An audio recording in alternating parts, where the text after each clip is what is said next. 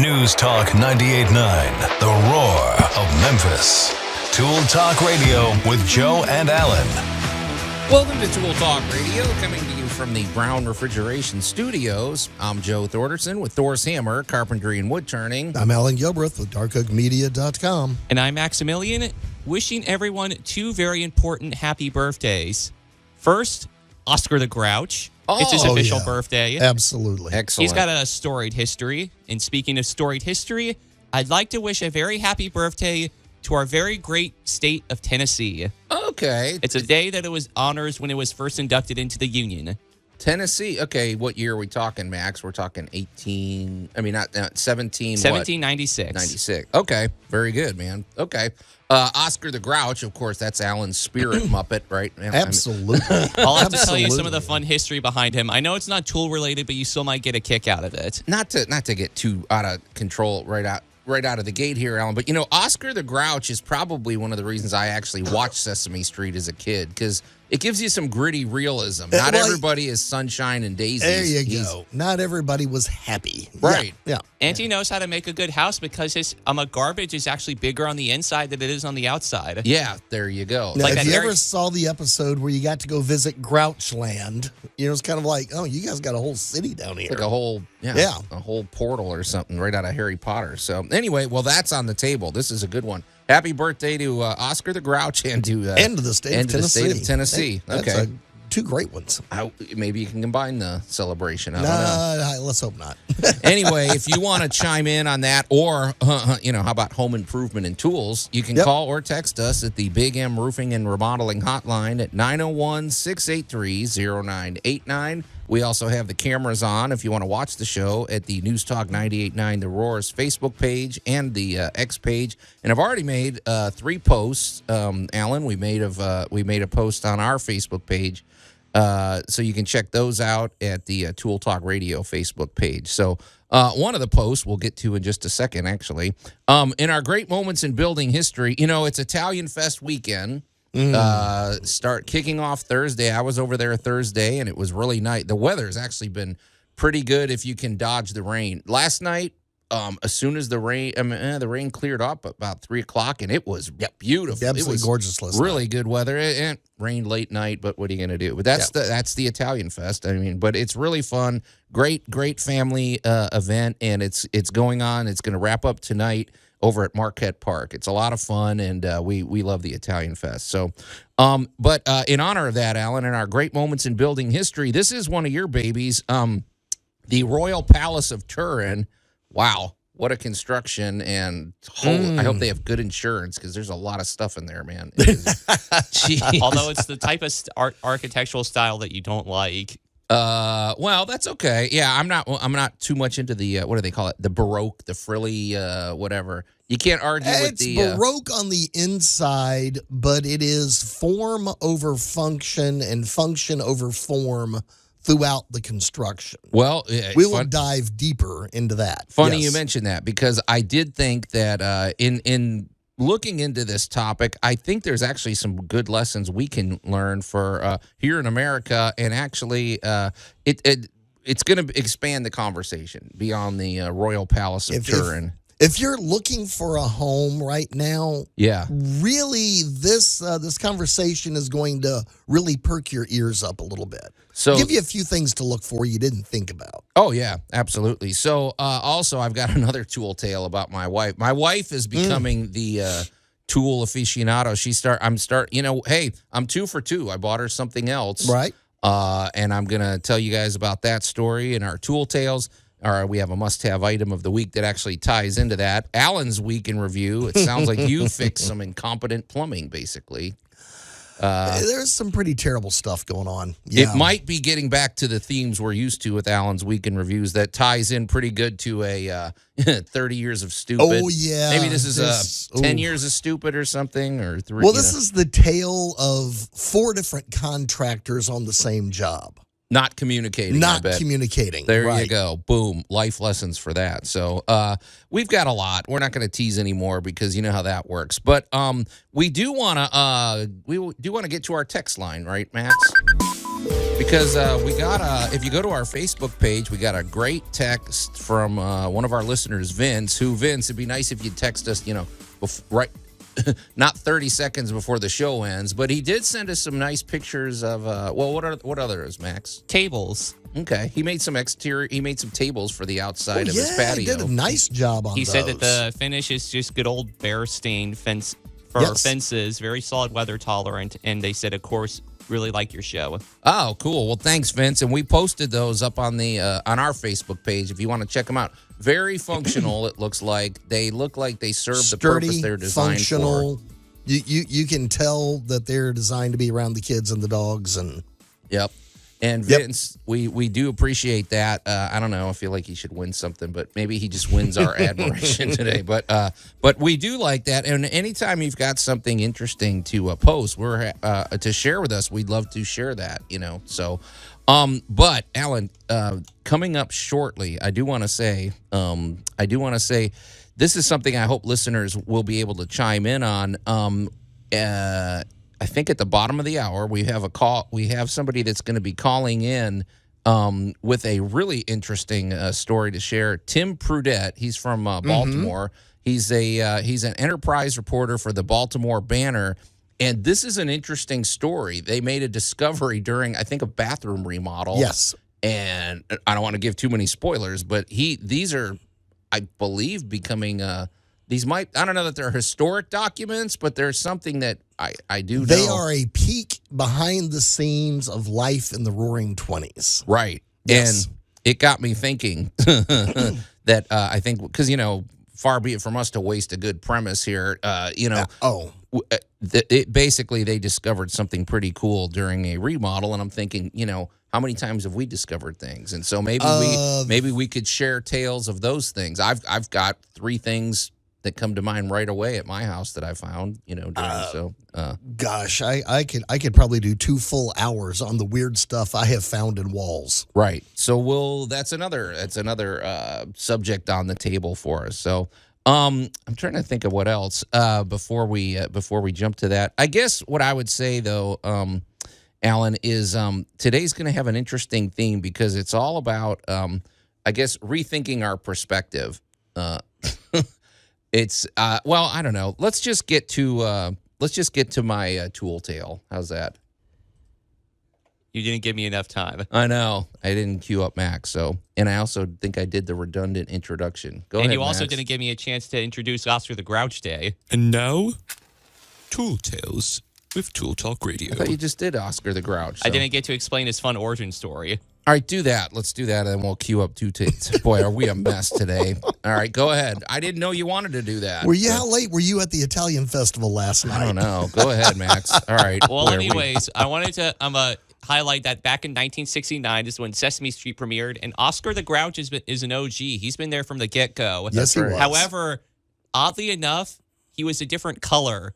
He was spiky. He was a grumpy-looking spiky monster that was magenta instead. Mm-hmm. And what I heard is that his name is actually Oscar the Grouch was based off of a rude waiter at a restaurant called Oscar's Salt of the Sea. Really? Yep. Mm-hmm. And then Oscar's Salt of the Sea. I'd like to see the original look of Oscar the Grouch. I had no idea. I saw it. I watched the original episode. Did it traumatize the children? That was No. He evolved as they thought of what they could do with the character. Okay. Exactly. And then so he went from magenta in the sketches to orange to eventually he turned green during the 2nd season.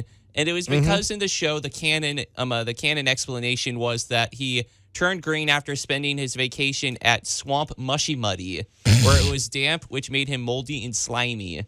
So he's got a whole origin story. Yes. Really? Mm-hmm. Okay. I guess I wonder, what lessons did we learn from Oscar the Grouch? Because, he lives in a garbage can. Think of all the bacteria and all the, Well, the thing you got out of Oscar the Grouch was that no matter where you were in life, yeah, Oscar was basically an example of living your best life. What do you mean by that? Well, he and his fellow Grouches all had a certain lifestyle. He was the pre-Squidward, if you wish. Yeah. There was there's whole episodes where you just get to explore what Oscar enjoys. And what he doesn't enjoy, he's grumpy about, but there was an entire world underneath there that Oscar did enjoy.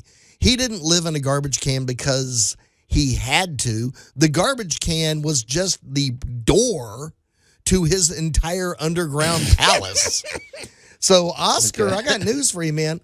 Oscar was doing his Oscar the Grouch, his grouchy best life. And to quote something that Allan always likes to say, he admitted his lifestyle. Oh, he did. He did, man. Yeah. And then not only that, too, but the fans loved him so much from the get-go that they would literally mail the company garbage as fan mail. Sounds like Jared Leto with, I don't know, that sounds a little weird. But, well, you know what? As a kid, he was him and Cookie Monster were my two favorites. So Cookie Monster told you don't have to be ashamed to enjoy some cookies. Right. Oscar the Grouch said, go play in the garbage. And then Cookie Monster also gave the best seventh inning stretch song. Oh, yeah, absolutely. We'll talk about that. So, all right, well, cool. There's a lot on the table. And I'll get my act together and clean up our delivery, Get you too. some coffee. You're listening to Tool Talk Radio. We're going to take a quick break, and we'll be right back. Tool Talk Radio with Joe and Allan. Is there anywhere in this town where we could buy a shrubbery? News Talk 98.9, the roar of Memphis. I'll bet you Oscar the Grouch can hook you up with the shrubbery. I mean, he's he got knows a everything good else in shrubber. there. And welcome back to Tool Talk Radio, coming to you from the Brown Refrigeration Studios. I'm Joe Thorderson with Thor's Hammer, Carpentry and Wood Turning, here with my buddy Allan Gilbreth from darkoakmedia.com and our pal Max over there behind the glass. You can call or text us at the Big M Roofing and Remodeling Hotline at 901-683-0989, especially if you've, don't forget, you can call, text, and send pictures. And once again, a big shout out to our listener, Vince, who last week sent us a couple of pictures of some tables he made for his patio, and we posted those on our Tool Talk Radio Facebook page. So if you've got something interesting, or maybe you bought a really cool tool that you're really proud of, or something, send it over, and we'll put it up if it's tasteful and interesting. So, and it's funny, Allan, we say this every week, how sometimes your week takes on a theme. Mm-hmm. Today's theme on Tool Talk seems to be Oscar the Grouch, because today is Oscar the Grouch's birthday, right, Max? And correct. And also this birthday of Tennessee. And of course, in our great state of Tennessee, it's happy birthday to Tennessee. But Allan's already. I mean, I've never seen you this animated, Allan. And I'm forgetting there's a whole world underground through that garbage can that Oscar lived in. I mean, you said something interesting though about him being a spokesperson for. All right. Let's kind of get what the whole big thing about Oscar the Grouch was. He liked loud noises. So he liked the city urban environment. Oh, he liked when there was construction and racket and jackhammers. Right. He was the anti everybody else all happy. Right. So the things that made him happy were the things that annoyed everybody else. Yeah. Thus, making the best of any given situation. So Oscar was actually very realistic in that. He collected junk, obviously. Hold on, Allan. You're saying making the best of a situation. I think he was reveling in everybody else's discomfort and annoyance. Everybody else was whining that, they're jackhammering the street. Oscar's down there tap dancing. He's having a great time. He liked, he was kind of a bit of a Monty Python character. He loved to argue and debate with people. Oh, yeah. That was his big thing. Yeah. He liked rainy days. But the big thing is he collected junk. But if you flip side Oscar a little bit, let's see. I got to think. He had a pet worm, Slimy. Oh, yeah, Say he had a pet Slimy. Yeah. Yep. I think he had a pet elephant. I think its name was Fluffy. Okay, that wasn't a Snuffleupagus. No, that wasn't a Snuffleupagus. That was Big Bird's. Right. And he had a pet pig, Spot. Okay. A couple of seasons. Now, the other thing that you got to look at is Oscar's trash was pretty much all recyclable.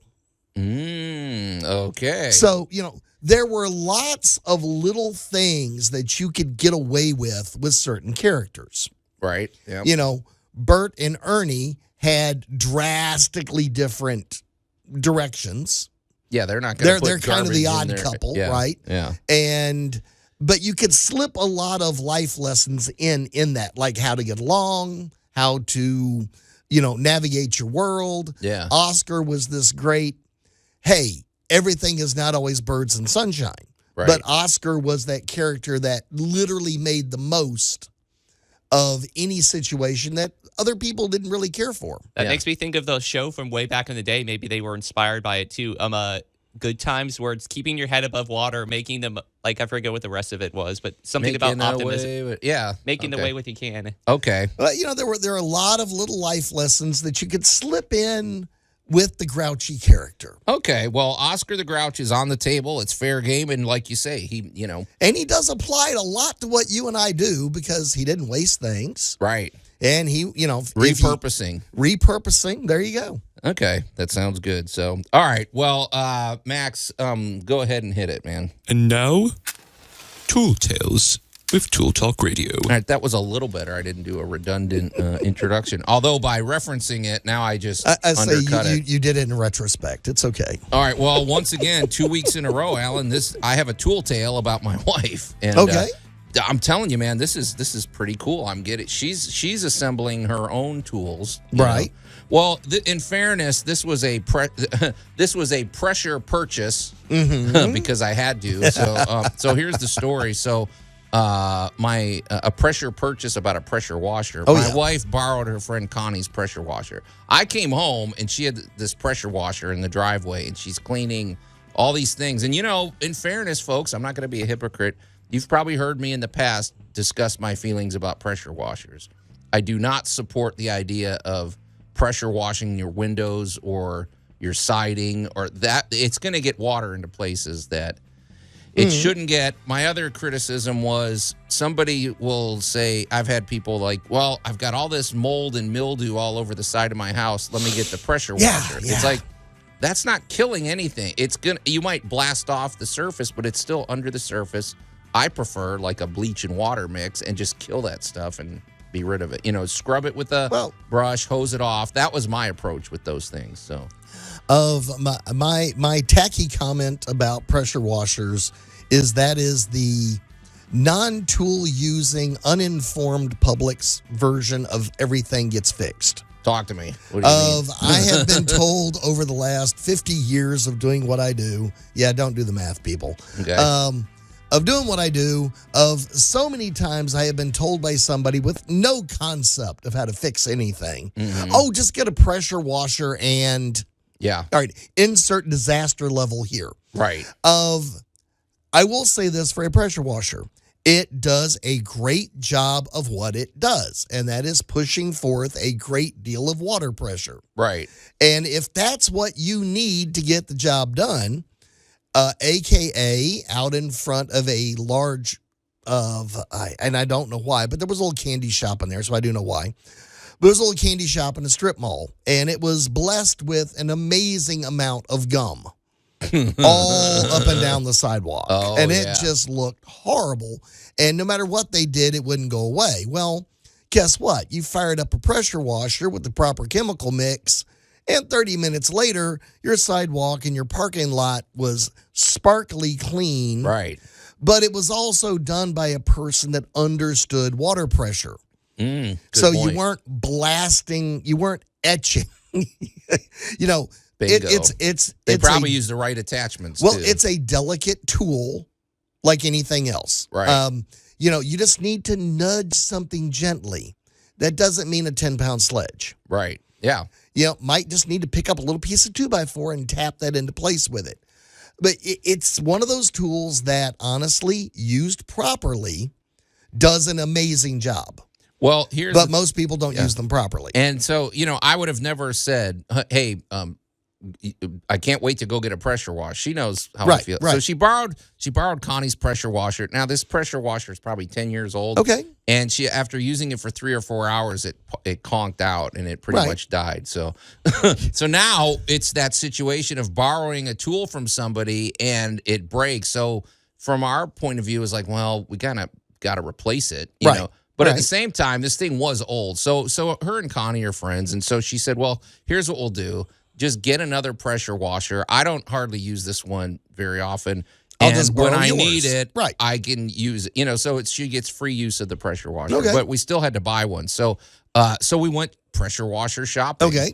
And I noticed it's a whole different ball game out there, Alan. It's like you don't just go, give me the pressure washer and grab one. There's all sorts of attachments. Mm-hmm. There's all sorts of different things. So we always kind of overthink things. So what we did was we bought the pressure washer without wheels, without the cart, like you can roll it along. It saved us about $70, and we spent the rest of that on the attachments.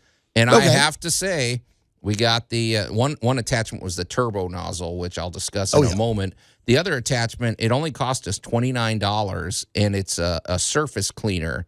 And if you can imagine it, folks, it hooks into the end of the pressure washer. It looks just like a metal detector. Yes. Like when you go to the beach. And what it is it has two nozzles in there that spin and rotate, and you use it to clean sidewalks and driveways.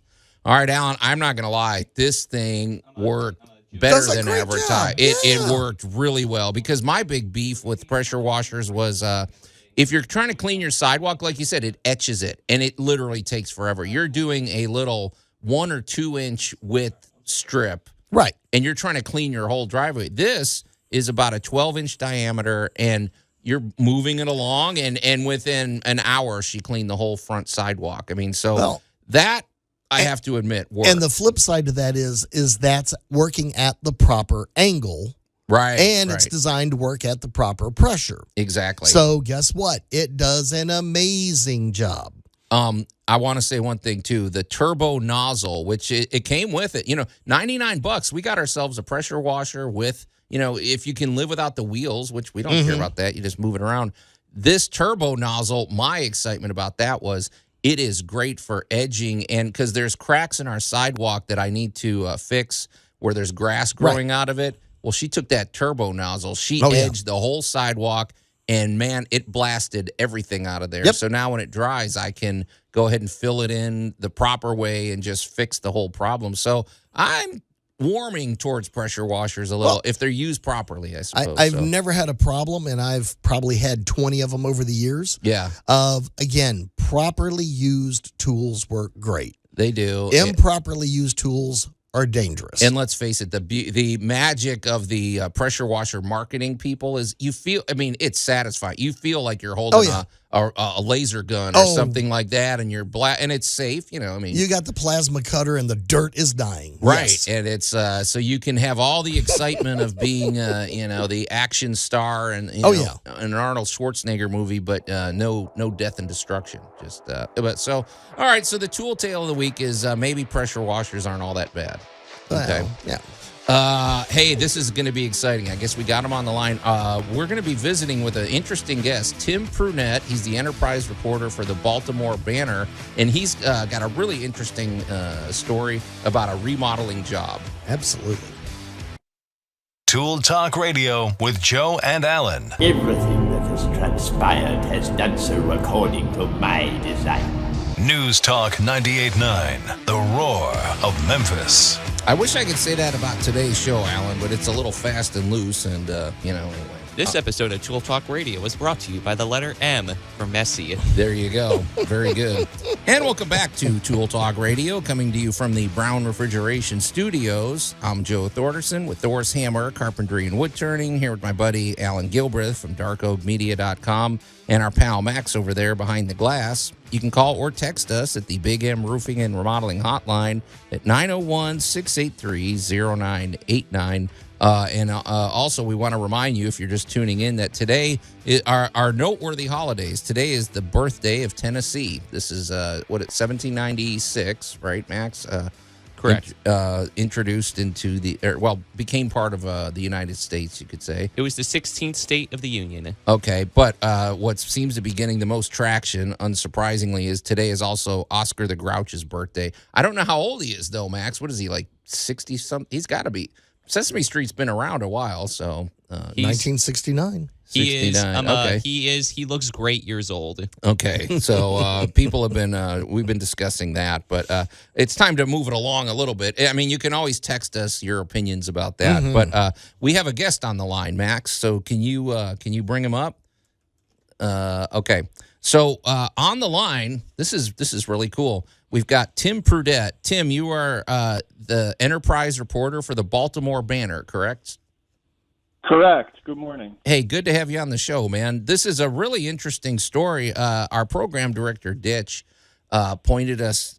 He told us about the story. It sounded really, really intriguing, and we thought, man, Allan, this is right up our wheelhouse for Tool Talk Radio. And so, thanks for taking a few minutes to talk to us about it. But could you kind of tee this up? This is really kind of a remodeling story that turned into much more than the homeowners anticipated. So, sure. So, I guess it begins with there's a woman here in Baltimore who she and her family had bought a house that was built in 1910.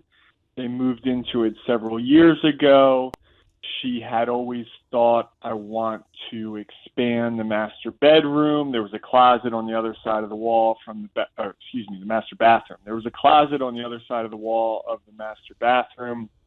She was like, always want to knock down that wall and expand the bathroom into the closet.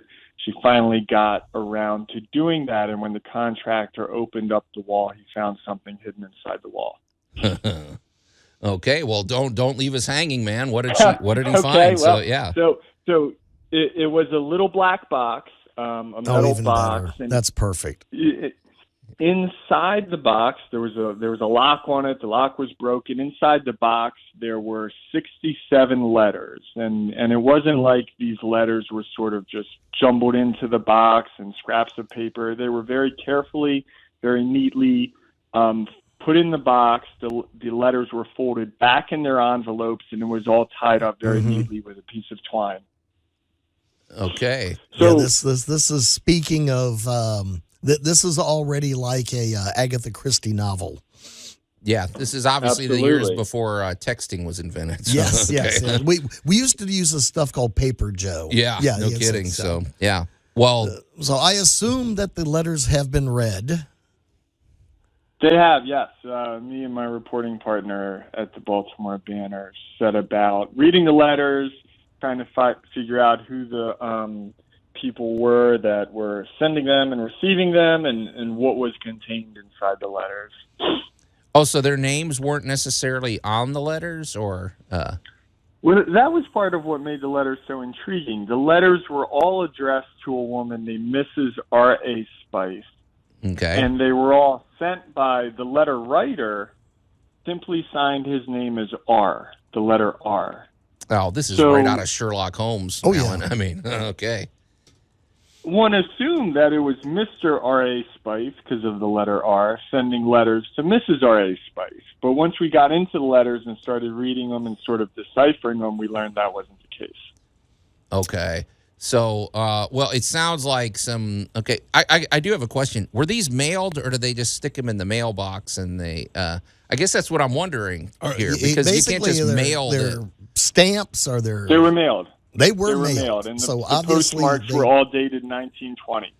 Wow. Wonderful. Well, let's just cut to the chase, though. It sounds like there was a little bit of, I don't know what, there might have been some sort of either an affair or some kind There's some hanky-panky here someplace. Right, or at least, at the very least, I thought somebody had a crush on somebody else, right? Is that kind of the gist of this? Yeah, well, that's what we learned. Miss R.A. Spice was a woman named Edith Spice. She was early on a female science writer back in the day, where there weren't a lot of those. She was married to a well-known Johns Hopkins scientist, and these letters were sent by a guy, a philosopher at Harvard, and these were love letters that he was sending to the scientist's wife.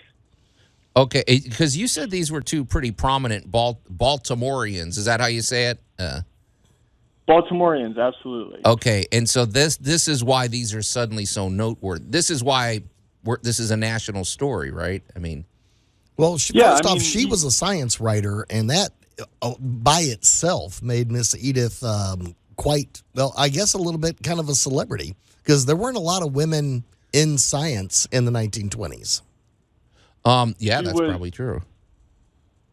She she was she was one of the first, if not the first, I don't know this for sure, syndicated female science writers. When you put her name in the archive of the old newspapers, you come up with all these syndicated columns she wrote about experiments with guinea pigs and dieting and everything.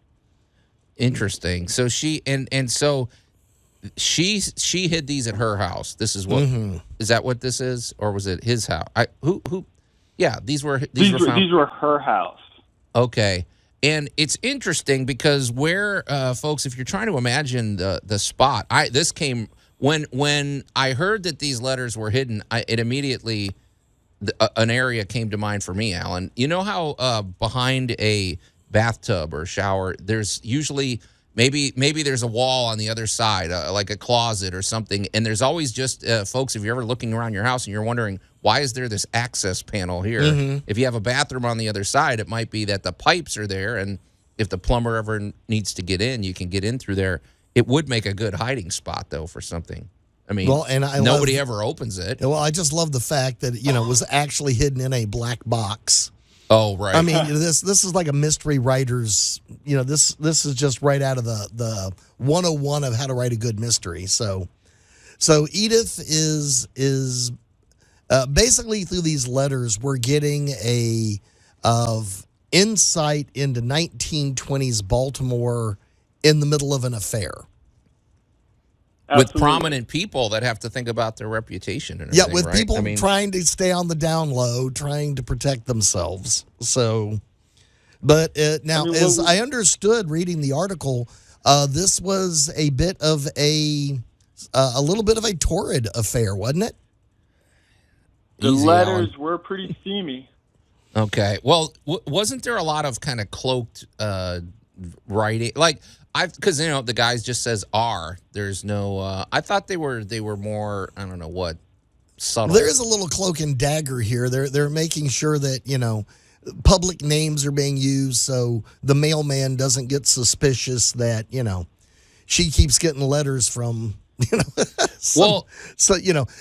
letters aren't very personal. They're not addressed to Edith. They're addressed to her official married name. So okay.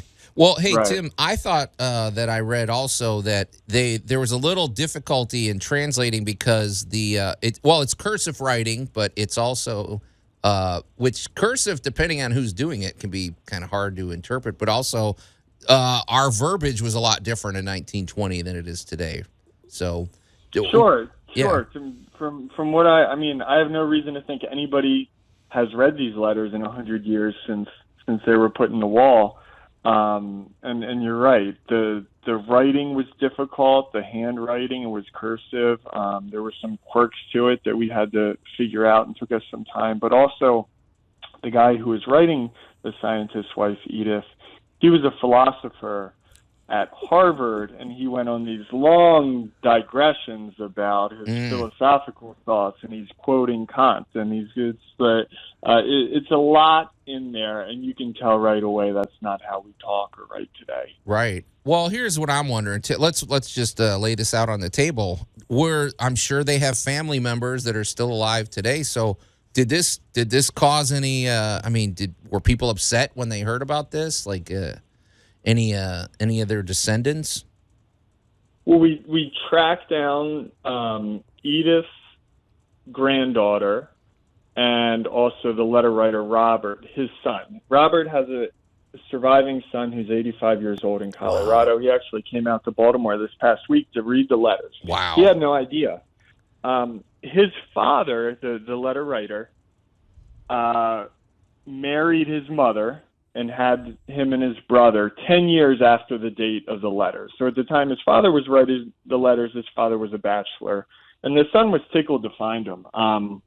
His father was older when he had him. He tells us that he didn't really know his father, what his father was like as a young man. And so these letters really gave him an inside look at the kind of person his dad was. And like I said, he flew all the way here from Colorado to see him for himself. Now, an interesting question emerges here. Who owns the letters now? Because it was somebody else's home, right? So, I would assume that they're owned, and we're all treating it. Everybody's assuming that they're owned by the woman who bought the house, who lives there now. But she has no use for them, and I believe the plan is for the letters to be donated to the Maryland Archives. Okay, hey Tim, can you hang on the line? This is Sure. Pretty interesting. There's more implications here in home improvement, Allan. So we're going to take a quick break, and we'll be back talking to Tim Prudette. Tool Talk Radio with Joe and Allan. I'm describing a person, not something complicated like a wooden sailing ship or proper dovetail technique. News Talk 98.9, the roar of Memphis. I don't know. People sound pretty complicated to me, Allan, especially in this story we're dealing with right now. And welcome back to Tool Talk Radio, coming to you from the Brown Refrigeration Studios. I'm Joe Thorderson with Thor's Hammer, Carpentry and Wood Turning. We're with my buddy Allan Gilbreth from darkoakmedia.com and our pal Max over there behind the glass. You can call or text us at the Big M Roofing and Remodeling Hotline at 901-683-0989. And on the line, we're in the middle of a really interesting story. If you're just tuning in, we're speaking with Tim Prudette. Hey, Tim, am I saying your name right? I think I left the N out of your name last time. Close enough. Prudente. Prudente. Oh, well, that's not close at all. Okay, Prudente. I wish I'd have that's very French. Is that French or... I don't know. Italian. It's like, dude, we're in the middle of Italian Fest. Yeah. You didn't get that? Anyway, Tim, sorry, man. I'm just going to call you Tim. So, hey, Tim, works. Tim is the Enterprise reporter for the Baltimore Banner. Actually, what is Enterprise reporter? I guess I'm going to sound like an idiot. Does that mean it sounds very wide-ranging? What sort of stories do you cover, Tim? It's a fancy way of saying a little bit of everything. That's kind of what I thought. Okay, so you're out there being enterprising, it sounds like. So, but right. the story that concerns us, it's made national news. That's how we found out about it through our program director Ditch. This is a story that there was a homeowner in Baltimore that they were doing a simple room addition.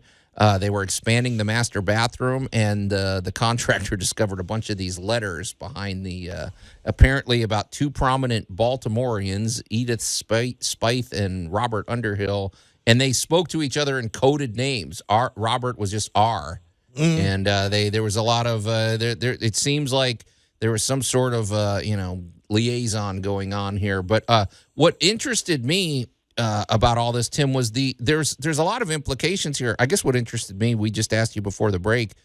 At this point, this is 100 years. This is 100 years ago. So who owns the letters now? It seems obviously the homeowner owns them. And but you said the homeowner isn't really interested. Is that right? Or doesn't want to just keep them to herself? Or Right. I mean, there's such interest in the letters that she wanted to find some way to make them accessible to both the families of the woman Edith Spithe and the writer Robert Underhill, but also to historians, folks in Baltimore who are interested. Okay. I mean, are they going to have to rewrite the history books now? No. Just sounds like this came as sort of a shock for some people. I don't know. Well, anytime you do that, but the cool thing here is you're getting that glimpse behind the curtain in human nature.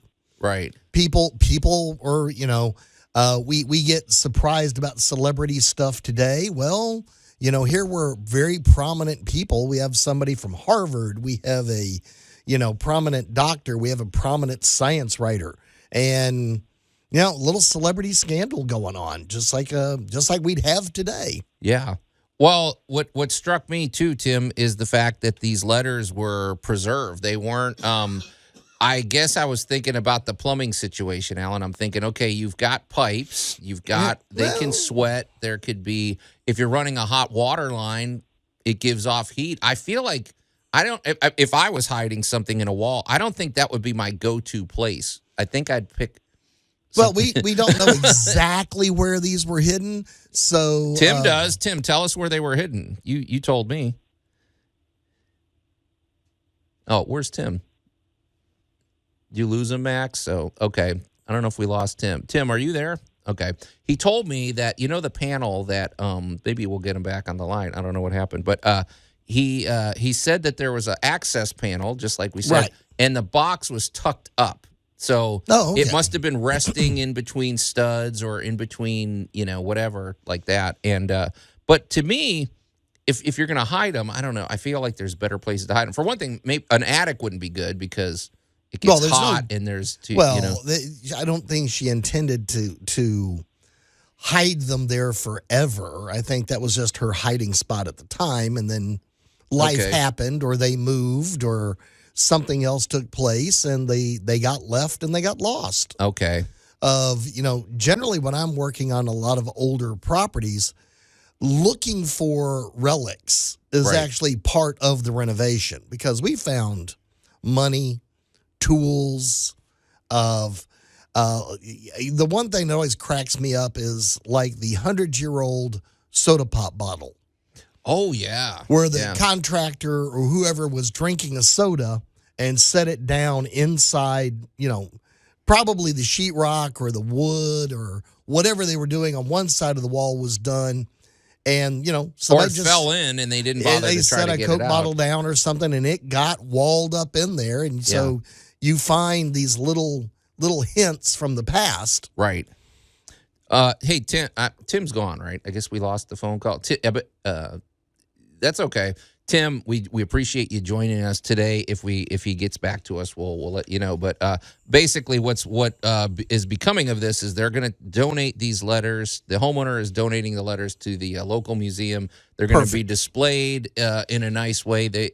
I would have to imagine they're probably going to even be translated. They'll probably put them into some sort of book, right? And so you could read the letters. So we'll be following this story, and we appreciate Tim jumping on the phone with us. But Allan, it led to something, a discussion about this treasure hunting in your own home and finding things during a remodel. I can tell you in my own home. Our home, as you know, was built in 1952. So it was it was pre mainstream air conditioning. Right. So our ductwork is all squirrely. And also here in the Mid-South, I happen to know that our neighborhood was in our neighborhood there was Civil War activity, and in fact, nearby us was I think there was what do they call it? It wasn't a MASH unit, but you know what I mean. There was a hospital where from the Civil War, and when we were working in our yard, in two different areas of our yard, we found a bottle and a plate that looked like they were from the Civil War era. We put them up on our fireplace mantle. It's pretty cool. I'm sure you found old newspapers. That's the one thing we find a lot of is. And it's interesting to read a newspaper from 70 years ago. Old newspaper I think one of the greatest ones was a guy doing a remodel of a house that was kind of hand-built. Right. Back at the turn of the century. But it was hand-built by the guy that ran the local movie theater.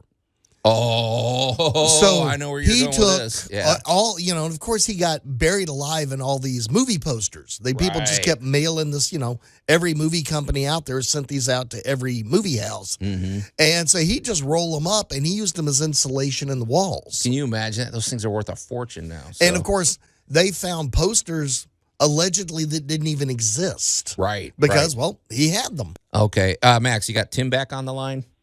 Okay. I'm here. Hey, Tim, we lost you, man. So, sorry about that. No problem. Well, hey, before we get to our break, can you tell us basically what the status of these letters are and how how they're gonna be preserved? I just want to make sure we have all the correct information out there. As I understand it, the plan right now is for them to be donated to the Maryland State Archives, and the archivists are gonna scan them and put them all up online so anybody who wants to read them can. That'd be awesome. Oh, okay. So we'll probably do that, and I would think maybe they'll translate them and write them into maybe a little booklet or something, or who knows? I don't know. I do not know whether there's a plan for that. Okay, I don't know. I mean, when you're talking about famous people, I feel like this isn't over. There's people that are going to want to, unpack this further. Go ahead, Allan. Yeah. Well, Tim, I had one question for you. So when you and your research partner on this got the letters and started going through them, what did you think, and then how did your opinion change as you kept reading? Oh. Well, we, like everybody else, thought, because the letters were addressed to Miss R.A. Spice and were signed by R, we, like everybody else, thought the letters were Mr. R.A. Spice writing to Miss R.A. Spice. And it was pretty quickly that we got into them and thought, hey, these sound weird, because this is not the scientist was traveling all over the country doing experiments, and we figured he was writing back home to his wife in Baltimore. But there was nothing like you would expect. Nothing like, hey, they had a young son, how's the boy doing? How's the house? Like, what's going on back home? There was no sort of routine domestic talk. It was all this, I can't live without you. I'm aching for you. I need to meet you. Oh boy. Do you even love me? And so it all sounded odd, and it took us several weeks of sort of reading these and parsing the language until we came to the realization, hey, R wasn't her husband. Okay, so I don't know. Okay, very interesting. Well, Tim, you've given us a lot to think about, man. But I hear the music, so we gotta hit the break. But thanks for joining us today, man, on Tool Talk Radio. Thanks for having me. All right, there you go, Allan. You never know what we're going to be talking about, and we're going to continue the weirdness when we come back here on Tool Talk Radio.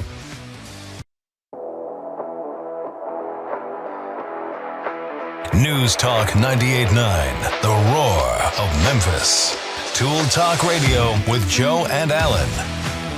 And welcome back to Tool Talk Radio, coming to you from the Brown Refrigeration Studios. I'm Joe Thorderson with Thor's Hammer, Carpentry and Wood Turning, here with my buddy Allan Gilbreth from darkoakmedia.com and our pal Max over there behind the glass. You can call or text us at the Big M Roofing and Remodeling Hotline at 901-683-0989. I would also remind you can send pictures like one of our listeners, Vince, did, showing us if you've got a cool project that you made, or if you've got some cool tools that you're especially proud of, or maybe an unusual tool that you don't even know what it is. You ever come across those, Allan? You're like, okay, this tool's 80 years old. What did they use this for? And you have to really study it. And yeah, one or two marine tools have come along that somebody had to go, oh, let me tell you what that was all about. Marine as in fish, or marine as in Marine Corps? Marine as in we're on the ocean. There's a boat. Oh, okay. Yeah. It's always cool to see stuff like that. So we want pictures. Send us those at the Big M Roofing and Remodeling Hotline at 901-683-0989. And, of course, if they're tasteful and interesting, we will definitely post those on our Tool Talk Radio Facebook page. If you want to watch the show, you can do that at the News Talk 98.9 The Roar's Facebook page and the News Talk 98.9 The Roar's X page. So weird theme, not weird, well, unusual. A little bit of they're not totally off topic. You know, we spoke earlier today, just before the break, with Tim. Wait, hang on, I want to pronounce his name right. Tim Prudente. I mispronounced his name. Enterprise reporter for the Baltimore Banner, who told us all about these really interesting letters that were discovered inside a wall during a remodel. And I might want to circle back on a little bit of that in terms of treasure hunting during remodels. Oh, yeah. At the end of the day, though, they're a good reminder that life is messy, and we want to wish you once again a very happy birthday, Oscar the Grouch. Well, that's on the table, and it seems like that's what we've been talking about off air. Oscar's been getting a lot of text. I'll give him that. Yeah, it is Oscar the Grouch's birthday, and we were discussing. You know, I'll be honest. As a kid, I think him and Cookie Monster were my two favorites, and I think there's good life lessons you can learn from Oscar the Grouch. One of those, it reminded me of that movie Inside Out. If you ever see it, it's a great Pixar movie. But you're not always in a good mood, and having somebody relatable on the TV, maybe that's a good thing. And he's not a horrible. It's not like he's evil. He's just in a bad mood. Even he just has different motivations, likes and dislikes than everybody else. Right. And he's got a different perspective on things. So Grumpy from Snow White still was a good dwarf, and he still helped fight the evil queen and everything. Oh, yeah. So, he whatever. held his weight. Yeah. Yeah. So Oscar the Grouch's birthday, let us know how you're celebrating out there. So, okay. In a minute, though, we got quite a bit to get to this hour, Allan. We got it stacked up. Before we do that, though, I just want to now, I don't know how Larry Brown is going to celebrate Oscar the Grouch's birthday. I bet you, though, he will be celebrating Tennessee's birthday because that's today. He works. I mean, he works all over the region here. He's a proud Tennessean. I know that, and but he's also very proud of the work that they do at Brown Refrigeration, the business culture that they've created. It's funny when you have a singular focus and you are really dedicated to your work. It's amazing what you can get done. And Brown Refrigeration, this is it: heating and air conditioning, and the purification of the air in your home. That's what they do, and they do it better than anybody else. If you've got if you've got any HVAC issues, of course, this is not something you do. This is not a DIY. You need trained technicians. You need experts in the field. Plus, the thing about HVAC technology, it's always evolving. We and sometimes there are pivotal developments like coming up January 1st, 2025, there is a new refrigerant. Larry Brown alerted us to that. That's going to change things a little bit on how HVAC units are made. So you need competent professionals, and like we said, there's nobody better than Brown Refrigeration. They can tune up your unit. They can. It's always a good idea to get them out there once or twice a year to look over the unit, to troubleshoot, to identify any potential problems. But also, it just keeps your unit working efficiently. It's always a good idea to get your ducts clean regularly. That makes a big difference. And also, if you don't have the Remy Halo system in your HVAC system, you should seriously think about that. It is not that expensive of an upgrade, but it uses the UV power of the sun to purify all the air in your home.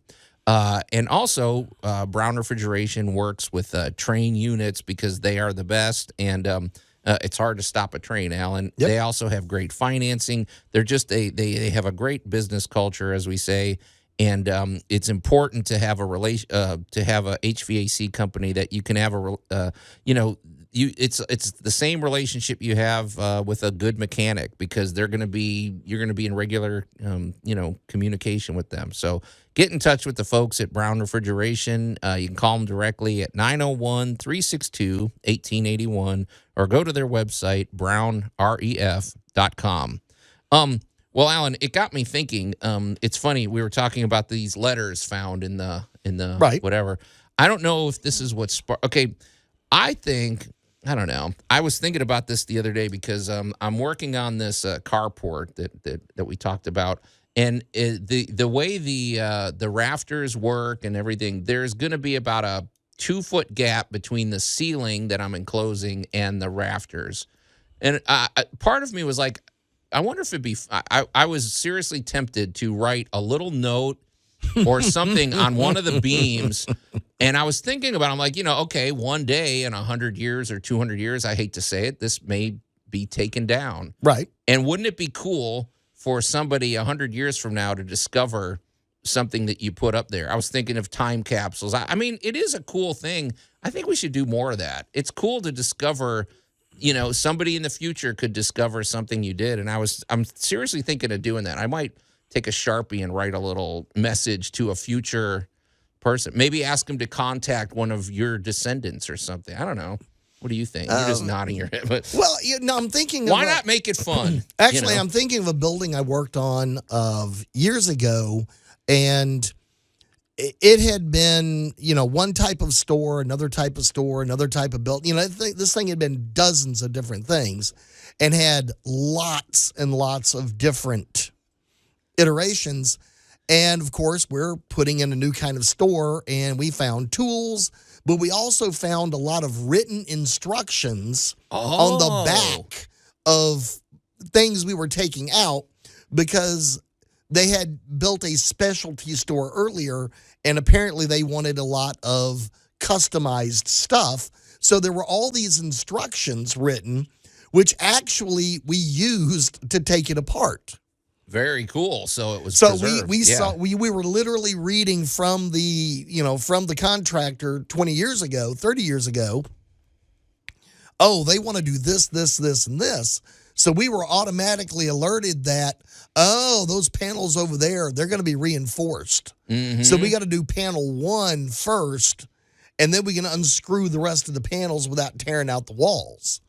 So that was actually, so I'm smiling at that because that was very cool because we backward engineered their construction without just mass destruction. It's funny you say that because I think what triggered the idea, it might have been this story, but also this home where I'm building the carport, as I've mentioned before, it was built in 1929. When I had to open up part of the bricks and everything to connect the laundry room to it, I found you find writing on the rafters, and it's usually just measurements or it says cut here or notch this. I'm like, well, why not step it up a notch? Why not write a personal note? Why not leave something for a future? I don't know. I think I'm going to do that. I'm down. I've left a few notes here and there. So that's out there on the table too, folks. And if you found anything, I mean, I'm just thinking of that home you mentioned earlier, Allan, the one with all the movie posters from like the 1920s or something. So think of what that's worth. I mean, there's so much that you can. Well, it's the hurricane up in that hit New York and New Jersey. A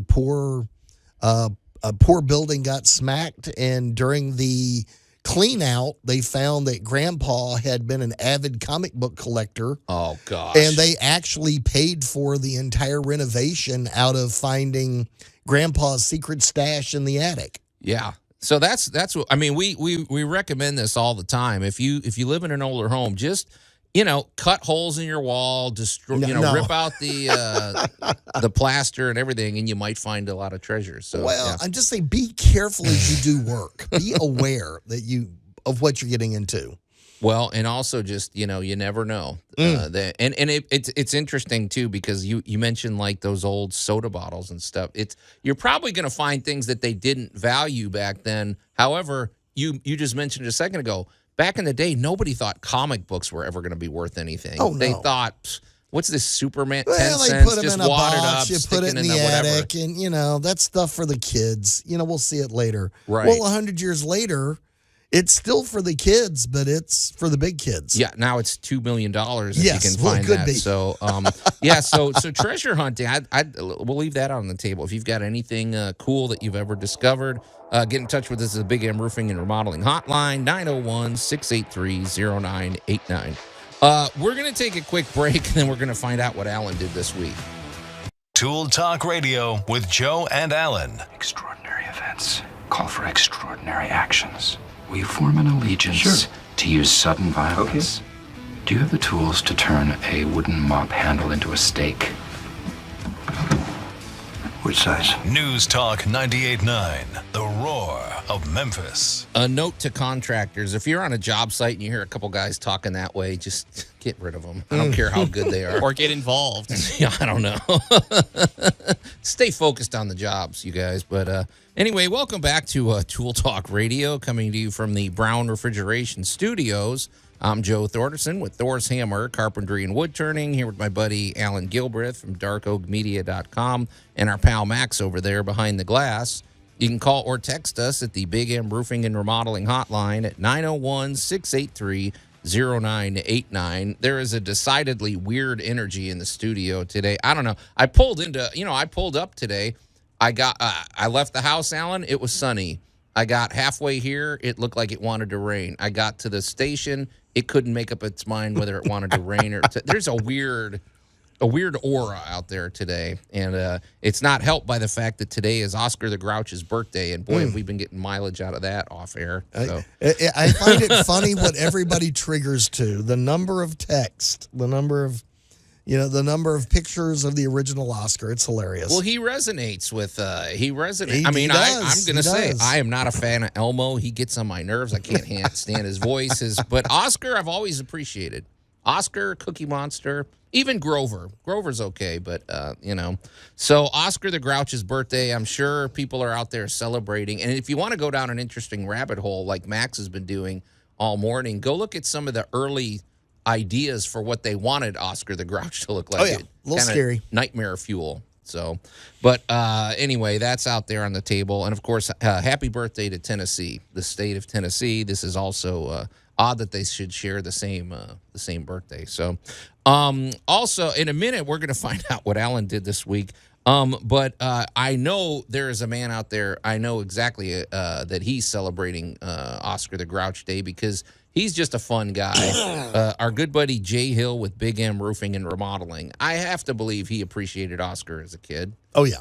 I mean, he's got a good sense of humor and everything. But one thing that's great about Jay is it's the passion and the energy and the optimism that he brings. He's actually the reverse of Oscar the Grouch. He brings a real positive energy to every remodeling situation and especially every roofing situation. Jay is all about the exterior protection of your home. And especially when from roofing, siding, gutters, and windows, they all work together. They work together to make your home more beautiful, but also to protect the outside of your home. We always lean heavily into his roofing work because he's a GAF Master Elite Installer. He's always 5 stars with the Better Business Bureau. When you go and look up his ratings, he is either, I don't know if he's at the top, but he is right there at the top of all roofing contractors here in the Mid-South. And there's a reason, because he's another specialist, Allan. This is what he does. He's very uniquely qualified for the work that he does. Like we said, he's a GAF Master Elite Installer, but he's also a former insurance agent, which is hugely useful because that is one of those processes that is very tricky to navigate. If you have damage to the outside of your home, that's why we have insurance, so it will help cover it. However, the claims process is never straightforward. There's always variables, and you need an advocate. And Jake should be the first person you call in any situation like that, especially when we have these storms like we've had. Those are the times to pay attention to your roof. And Jay comes out. The consultation is free. And the great thing about Jay is he'll let you know if there's a path forward. And once he arrives at the job site, or once he arrives to talk to you, you'll notice immediately the energy and the enthusiasm and the how qualified and how well versed he is in all of these dynamics. So he's a great guy to get in touch with. Also, GAF just makes state-of-the-art roofing systems. We call them systems because they all work harmoniously together, and they're so well made that they offer lifetime transferable warranties. Big M Roofing and Remodeling also has great financing. Jay has 30 lenders at his disposal, so if you need to finance, that's not a problem. So get in touch with Jay. He always encourages you to call him directly at 901-484-5645 or go to bigmroofingandremodeling.com. All right, Allan, well, here we go. Oh, the humanity. This sounds, from our show notes last night, this sounds like it's a lot more in keeping with what reports we used to get from you back in, because you've had a lot of very optimistic reports in the past. I have. This time, however, it's going to be the tale of multiple contractors.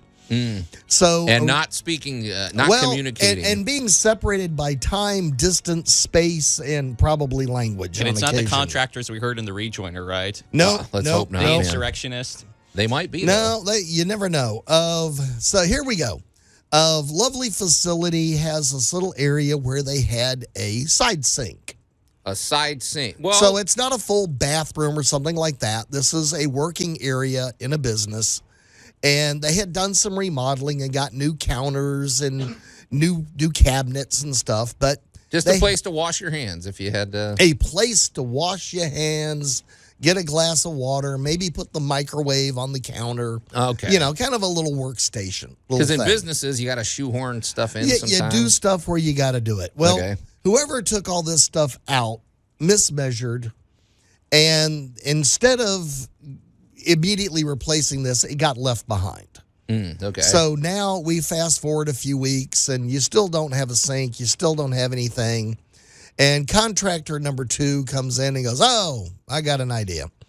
So he just slides a couple of base vanities in there. Now it filled the space. It was now not big and empty, but it's still not taken care of. So fast forward a little while longer, and now here comes the guy and goes, "Oh, well, I got a counter left over from a job." So he slides a counter in there on it. You got about 3 red flags for me. Oh, yeah. Go ahead. Oh. Wait, I just want to make sure I Just understand. 3. So we have the water lines, we have the hot and cold, and the drainage lines sticking out of the wall. Right. First comes contractor number 1, who just probably grabbed whatever old cabinet, or whatever cabinets he had in stock. Had a pair of vanities, right? He had a pair of and stuck them in. Okay, go ahead. Stuck them in. I see where this is unfolding. So what has now actually happened is now contractor number, we're about 4 or 5 now, comes in and they're like, oh yeah, I got a countertop. So they stick a counter on it. And then later they got somebody else working in the building. They go, oh yeah, we can cut a hole for a sink. So they cut a hole for the sink. Did they open the cabinet first? No. Okay. I see where all of this is going out. What a horror story. You just see the train heading for the tracks going over the bridge, right? All preventable, too. Everything you're telling. All of it was, but, it's just, one person at a time. So, I'm finally sitting there talking. I'm back involved in the property again on a different issue. And so we're out there. We're working on gutters and stuff like that. And somebody comes in and goes, would you take a look? Would you take a look, please? So I go in, and there's a sink, and there's a faucet, and a counter, and some doors, and a vanity. It looks very nice until you open the doors. And you realize the sink is in vanity A, and all the hookups are in vanity B. So the guy doing the cutout is the one to blame here, right? Well, he didn't even open the doors, right? Well, but there was nothing to look at because there was no cut through between the 2 vanities. So there was literally nothing, and they just wait. There were I'm sorry, Allan, but weren't these cabinets open on the back, or well, they're open on the back. Not so the sides. Didn't he open the cabinet doors to see which side the plumbing was on? No, he just did what somebody asked him to do. I blame that guy. Well, I'm just saying, it took several different people a lot of time to put something in that didn't work. So we're sitting there looking at this, and we're all, me and the 2 guys I'm with are just kind of sitting there snickering, and they're like, well, what do you want to do about it? So, well, give me a tape measure. Let's find out the real problem. Yeah. And the real problem was that the hookups, the actual water supply lines, were now over 30 inches away from the bottom of the faucet. Yeah, that's a pretty big reach there. Because they don't really make supply lines over 30 inches long. Because that's a long supply line. Right. And what we really need is about 40. Right. Yeah. So, back off to the store we go, a little creative, mixing and matching. And you know what? You can get those supply lines over to the sink, a little work with a jigsaw, and you can get the drainage from the sink back over to the outlet. And for the first time in, I think it was over 2 years for these poor people, their sink actually worked. Okay, but Allan, I mean, this is like some Frankenstein type of plumbing going on, right? I mean, and is this legal? Should we be saying this over the air? Oh, this is perfectly. Oh, when we were done, it was perfectly legal and wonderful because we supported everything and we put everything in nice and neat. But it was just the Three Stooge routine of, well, this has been going on for like 2 years. Contractor A took all this stuff out, but didn't have the right thing. And then contractor B just kind of did this a little bit. Then somebody else did this a little bit. Then somebody else did that little bit. And, at no point in time was there a cohesive plan for getting water back into this station. See, if I were you, Allan, I would swear everybody involved to secrecy and say, you are not allowed to use my name on this. Because, 10 years from now, they're going to go, look at this sink Allan Gilbreth put in. And you don't want your name attached to this. Oh, no. Everybody will know I'm the one that made it work. Okay, I don't know, man. Well, I guess you saved the day, but wow. There are some happy people with water. That's all that matters. All right. Well, hey, it worked. So, hey, this is going to be interesting. We're gonna take a quick break, and we're coming back in our great moments in building history, talking all about the Royal Palace of Turin. Tool Talk Radio with Joe and Allan. You're making a plan while I'm being a man, just winging it. News Talk 98.9, the roar of Memphis. I feel that way a lot, but, you can still wing it and be successful. And we'll come back to Tool Talk Radio, coming to you from the Brown Refrigeration Studios. I'm Joe Thorderson with Thor's Hammer, Carpentry and Wood Turning, here with my buddy Allan Gilbreth from darkoakmedia.com and our pal Max over there behind the glass. You can call or text us at the Big M Roofing and Remodeling Hotline at 901-683-0989. You can call, you can text, and you can send pictures. And apparently during the break, Max, a couple of people have chimed in again, so let's hear it, man. So I want to first start with Vince. Good old Vince. He's back. Okay. Yeah, he's back. But anyways, he said last week you brought up having a good workspace for your grill, and so I fixed mine. The wood was extremely rotted in the one pick, and the one that he sent me, the wood just looks so pristine. Okay. Oh, gorgeous. So Vince is out there getting it done, man. He is good. out there Way to go, doing Vince. his own work. So Vince, we'll probably after the show because we're a little tight right now. But Vince, thanks for sending that in. We will get those pictures up on the Facebook page, and thanks for chiming in, my friend. So who else do we got? We have Michael, and I nicknamed him Michael Boomerang because, boy, does he have a juicy story. So my dad had a military career in the Army as enlisted and as an officer. He was sent to go to Syracuse to get a master's degree, and then we lived in Liverpool, New York at the time. We tented this townhouse, and when it was time to use it to move on, they were deep cleaning. They were getting everything packed up, and so his brother was in the basement behind the stairs and was cleaning this narrow shelf behind the stairs, and he came out with a piece of decorated wood, and what he had found was a genuine boomerang. Ooh. It was authentic. It was pretty neat with the black and brown paint with drawing of animals from Australia all over it. Really? And it was just stuck somewhere between the studs or something like that? Well, as somebody, that's one of my favorite. I'm going to put this someplace safe where I won't lose it. Wow. I mean, in Australia, that's where they invented the boomerang. Yeah, right? Yep. That is just too, let's face it. How often do you find a boomerang laying around the house? That is just too cool. Michael, we'd love to see pictures, man. If you get, I don't know, maybe that was too long ago, but yeah, that's awesome. Very cool. Well, that's the stuff we're looking for, folks. So, and the other thing is you can leave us messages any day of the week. So if you're listening to this as later, just send us the message. Like we said, the Big M Roofing and Remodeling Hotline, 901-683-0989. All right, Max, let it roll, man. And now, great moments in building history. Well, it is Italian Fest weekend this weekend, as we say. It's going to wrap up tonight. We're hoping the weather cooperates. It did. It's been spotty with rain off and on, but I'll tell you, it was beautiful Thursday. Perfect weather. It was salvageable yesterday. The weather actually cooperated pretty well before the rain rolled in late night, and tonight, hopefully, it'll be okay. But in honor of the Italian Festival, and I should say it's over at Marquette Park, and Mendenhall, if you want to get over there and enjoy it today. But Allan, in honor of the Italian Festival, we thought, well, let's do an Italian structure. And you suggested the Royal Palace of Turin, and I'm not super familiar. And I thought maybe you can kind of lay it out for us, man. So. Well, the Royal Palace is a great example of repurposing, knowing what you were building, and building it to last through the ages. So there are a lot of lessons here for, especially if you're looking to buy a house these days, because we're going back in time here to 1645 when the regent decided, her son's coming back from the war. He needs a new place. We need a good spot to put the court.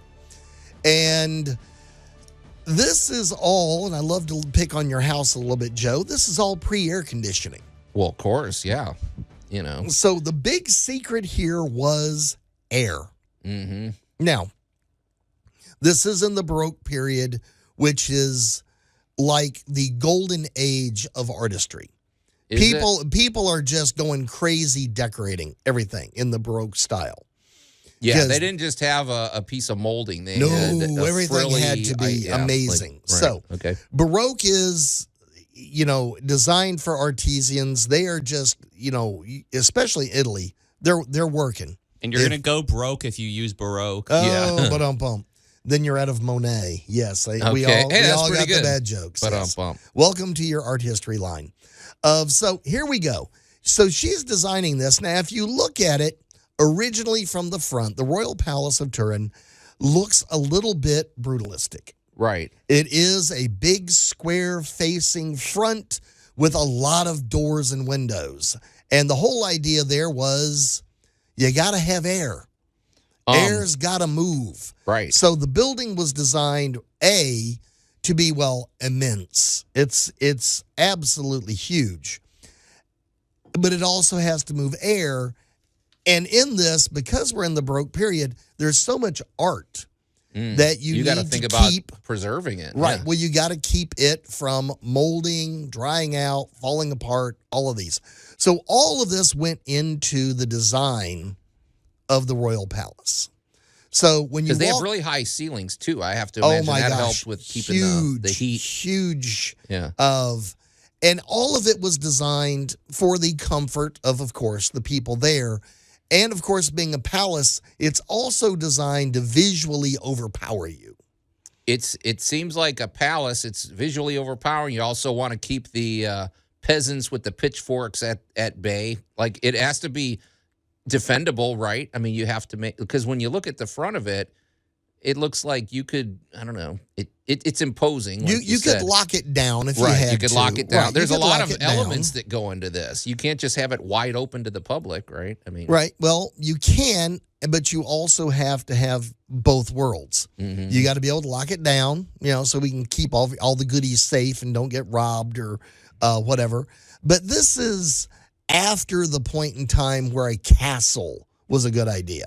Because we've now got cannons. Yeah. And cannons kind of pretty much made all right, so we build a big brick wall. So we bring the thing over and knock down the big brick wall. Right. So at this point, we're a little freer in the architecture. So they went all in this place. So that when you walk in the door, it's not a 10-foot elevated ceiling. It might be a 70-foot elevated ceiling. Yeah. Complete with the dome, complete with the artwork. Absolutely amazing amount of chandeliers and lighting and control and airflow and people flow. Right. Because it's really designed to have a lot of people coming and going through this property. It was designed for court. So all of the people attending, the regents or the royalty or whoever, all had to be able to fit in here. So you're looking at a massive place that really takes care of air, people, flow, artwork, storing your treasures, and it is now home for the Shroud of Turin. Right. Which is interesting because you talk about a historic artifact, and then you have to really be conscientious about how you store that with temperature. It's not, I was surprised though, it's not out, it's only displayed rarely. Like you don't just walk in and go, oh, there's the Shroud of Turin. They only display it, which I guess makes sense. It has to be protected. So, yeah. It does. But when we're looking at this, and again, if you go online and take a look at a picture of it, you look at it and you kind of go, wow, the face of that building is really kind of flat. Yeah. And it was designed for the wind to blow against it. Now, that's interesting. I had no idea there was any airflow considerations. How far is Turin from the ocean, too? Well, basically in Italy, nothing is that far from the ocean. Well, that's why I asked. It's kind of like Florida. You've got an ocean breeze even in Orlando, which is in the dead center of the state. Okay. So, because that ocean breeze makes a difference. I mean, that really helps. Well, Memphis is fairly windy. We're not Kitty Hawk, North Carolina, where we have. So I didn't find it windy. Of course, I grew up in Chicago, so it's really windy. You're used to the big plains there off of the lakes, but Memphis has a fair amount of airflow, and I'll pick on my own home in the fact that it accidentally has great airflow. Why, is it facing the right way or something? Just magically, I happen to be in the right corner at the right direction, and I have an over and under with a center staircase, which provides a column of air. So I can open, honestly, my kitchen window on a nice, good, cool day, and my whole house will stay wonderful and cool. There you go. So now this is something we've talked about of going forward, looking at home construction and the new green construction for climate change. So this is a palace in 1640 that really already took all of these aspects into account as they designed it. That's interesting because when I was doing the research, it didn't even occur to me that was a.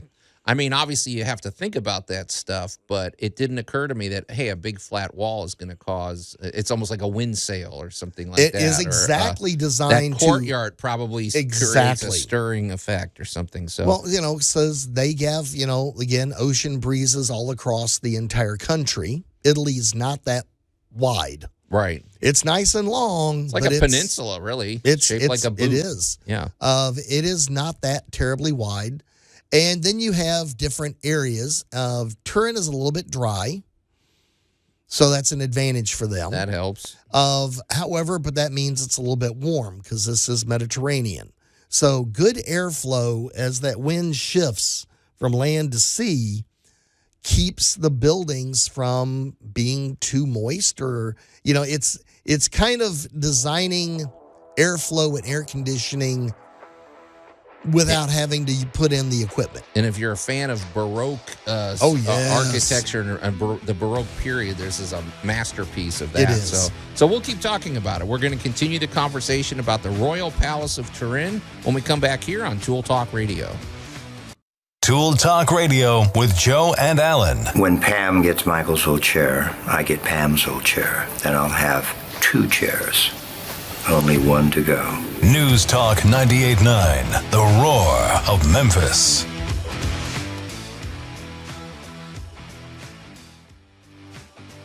In the office, and now my mic was off. But sloppy work today, Max. Thanks. I don't know, whatever. Again, brought to you by the letter M. Yeah, no kidding, for mess. And welcome back to Tool Talk Radio, coming to you from the Brown Refrigeration Studios. I'm Joe Thorderson with Thor's Hammer, Carpentry and Wood Turning, here with my buddy Allan Gilbreth from darkoakmedia.com and the disjointed Max over there behind the glass. There's just enough time to give us a quick call or text at the Big M Roofing and Remodeling Hotline at 901-683-0989. Thanks to everyone who's chimed in today. And Vince, after the show, we'll get your pictures posted that you sent over of your other projects. So we always encourage that, and it's great to hear from you. So, hey, before the break, we were talking in our great moments about in building history about the Royal Palace of Turin. Began construction in I guess it was completed in 1645. However, it sounds like it was an ongoing, project for. It's still even now there's maintenance but I think the construction and I guess you could say the aesthetic went on until about the 1800s, and now it's preserved in its original form. But Allan, something occurred to me because folks, if you are curious, well, this is a masterwork of Baroque architecture and the Baroque period. That's not my favorite. However, I can appreciate the craftsmanship that goes into it. But here's what occurred to me when we were researching this and when we were talking, Allan, is okay. If you and I have been on job sites, and one thing I'll never forget, like I would be on job sites doing the carpentry or the finished trim work and everything. Mm-hmm. I'll never forget this. I showed up at a job, and at that point, you could have plumbers, you could have electricians, you could have all these different trades in one home or one facility at the same time. And if they don't cooperate, or I'll never forget this. I came to a job. I was all set to tackle this one room. The electrician cut a giant hole in the wall, made a big mess. There was sawdust everywhere. There was drywall dust, and had all of their stuff. And to make it even worse, they had their boom box going right in the area I'm supposed to be working. And I was pretty ticked off, if you want to know the truth. But Allan, in a structure like this, you would not only have carpenters and people with the windows and the tradespeople, you're dealing with artists. Every square inch of this thing is they have paintings on the ceiling. And what does that job site look like when you And I'm guessing the artists get priority, and right? What does it sound like? Yeah, what does it sound like? What are the dynamics of something like this? It's a whole different kind of job site. It looks like the Attack of the Jungle Gym. What do you mean? Because you think about it, scaffolding. Sure. Scaffolding, really, honestly, from we're tying bamboo together to modern scaffolding, you can go, buy, that all slips together like a giant Lego set of. Scaffolding really hasn't changed. It's basically a framework you climb up on, you try not to fall off of it, and you get your work done. And if it's swaying a little, it's really disconcerting. Some of these places are 50, 60, 70 feet in the air. So you're going to have all your craftspeople, all your work people, plus your cleaning people, all of that going on, and your artisans honestly working at every single height and level in the building. And I always feel sorry for the one doing the ceiling. Oh, yeah. Could you imagine? You're trying to, because there's paintings on the ceiling. Like, you're laying on your back, painting above your head. And you and I have had to do several jobs where your arms are up above your head. It's tiring. That wears you out faster than anything else. And they're dealing with paints that probably took weeks and maybe months to dry, right? These oil paintings and stuff. I mean. And I hate to say it, but some of the colors were pretty lethal. There you go. Oh, yeah, to get that color. To get that color, you might be using an arsenic base or a copper base or, so there wasn't exactly OSHA hanging around checking stuff in 1645. And I guess a tribute to the design of the building and the design of all of these buildings that have survived is that they are designed for people, for the artworks. And, I pick on Jay and Larry both a little bit here because Jay is all about the external protection. Mm-hmm. So you're into the roofing. Right. Which is also usually a big part of the decoration. The water control, the downspouts. You look at some place like Notre Dame, which has got all the really cool gargoyles and how the gutters work and how the water's managed. And then you look at over here at Larry's camp, which is all about the air quality and air control and the fact that this artwork's not going to survive in a bad environment. Yeah. And we've had this artwork now for 200, 300, in some cases, 400 years. Right. Yeah. That's amazing. Yeah, they built things to last, I will say, out there. So I wanted to say something, too, about the aesthetic of this because whenever my first way of researching our great moments in building history is I always like to find videos so I can visualize whatever. Well, when I was on YouTube, I mean, of course you're going to see these drone shots of like aerial footage of Turin and whatever. And one thing that strikes me about Italy and a lot of places in Europe are, I will say this for them, in their communities, you've got all this beautiful construction. You've got these ancient homes. What I appreciate is the fact that you don't see, okay, here's all this classic architecture and here's all these great buildings, and over here is a big ugly strip mall that we just stuck up here or something. Are you referring to that place in Scotland that's the Golden Poo? Well, no, not so. I mean, that one, no, that's fine. No, I'm saying like I'm sorry, in America, we could learn some lessons about that. We have a lot of places in New England, or we have a lot of I just visited my daughter in Albuquerque, and we went over to Santa Fe. Downtown Santa Fe is one of the most charming places you can visit, and there's a certain continuity. There's a certain respect for the aesthetic. Right. And I do appreciate that about a lot of these Italian communities and things like that, where you don't just stick something that doesn't belong there. Or if you do it in a tasteful way. So it's harmonious with the environment, basically. So. Well, there's a lot to learn in the phrase form over function as opposed to function over form. Because if you're doing... if you're designing just for the form of something, then you have to make up for the functionality of it in artificial ways.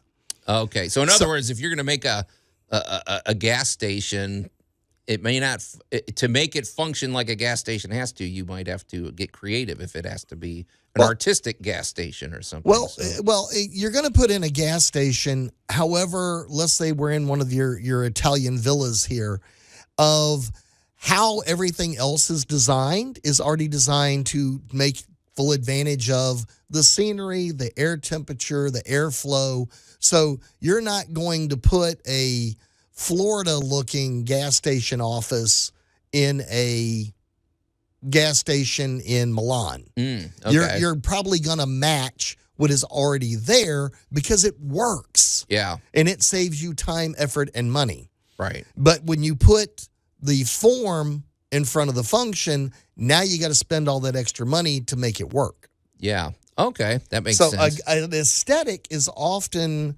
the line of least resistance.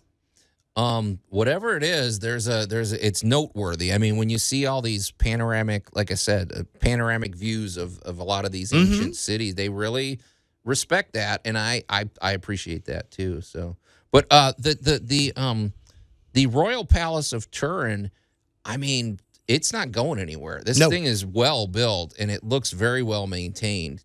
And now it is open to the public, right? Yes, it's a museum. It's been a public museum since 1945. Pretty affordable too. I think you can go there, and I think part of it is free, and then some of it is what you called like 15 Value euros, added, whatever that is. Yeah. But I'm surprised you didn't mention anything about the landscaping. I thought they have beautiful gardens and things. They do absolutely amazing gardens and all of that in the front.